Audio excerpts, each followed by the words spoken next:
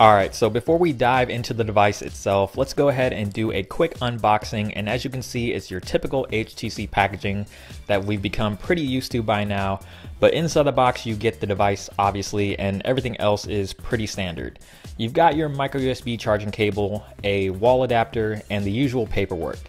Unfortunately, this phone doesn't include any earbuds or any other extra accessories. But here is the Desire 816 itself, and in terms of build quality, this thing is very solidly constructed. It's a plastic unibody design with a glossy back that can be pretty prone to fingerprints, and a matte finish on the sides and front, which I thought would get dirty pretty easily, but it seems to have held up pretty well so far. It's no HTC One M8 with its aluminum construction, but the Desire 816 still feels very premium and could give other major flagship devices a run for their money. It is a pretty large phone and feels a little bit slippery, but it's probably no bigger than a Samsung Galaxy Note 3, so if you're used to phones that size, you shouldn't have any issues, but it is larger than the Nexus 5 and definitely much larger than the Moto X.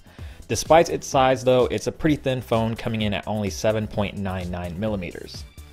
On the top, you've got your 3.5mm headset jack with a noise cancellation microphone, your micro USB port on the bottom, and then on the right side is a pretty large flap that covers your two SIM card slots. So yes, this is a dual SIM device. And then you've got your micro SD card with support up to 128 gigs. And then finally on the left is your volume rockers and a pretty awkwardly placed power button that took some getting used to. I like that HTC put the power button on the side, but I would have preferred it to be on the right side or at least a little lower on the chassis so I can easily power the phone on without having to shuffle the device in my hand. Resolution or pixel dense display, it's still a really nice looking display. I would say it's every bit as good as the M8 minus the resolution obviously, but it's got great color reproduction, great viewing angles, and pretty deep blacks. Deep for an LCD anyways.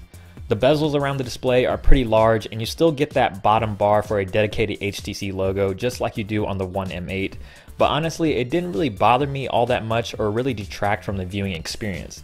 Overall, I really like this display and it's great for media consumption like watching movies and playing games.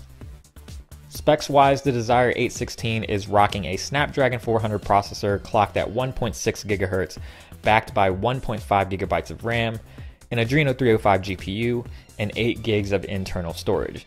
No, this doesn't have the latest and the greatest specs, but with Android 4.4 KitKat having lower system requirements, this thing doesn't need it. It's still plenty fast in day-to-day usage, and it seemed to handle everything I threw at it with relative ease. Apps opened very quickly, web browsing performance was great, and I had no problems playing graphically intensive games like Shadowgun Dead Zone or Dead Trigger 2. So it's been a pretty smooth and responsive experience, so I really have no complaints.